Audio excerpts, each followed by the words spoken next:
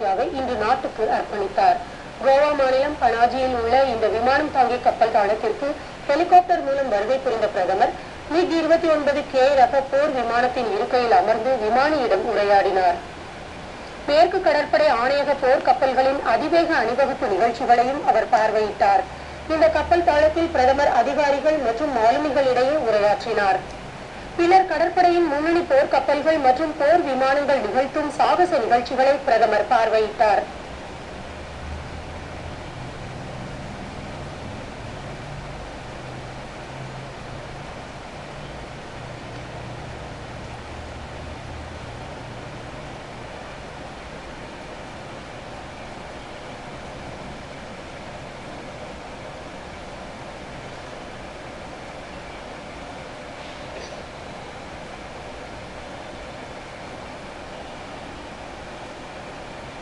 பாதுகாப்பு அமைச்சர் அருண் ஜேட்லி இன்று ஜம்மு காஷ்மீரில் ராணுவ உயர் அதிகாரிகளுடன் ஆய்வு மேற்கொள்கிறார்.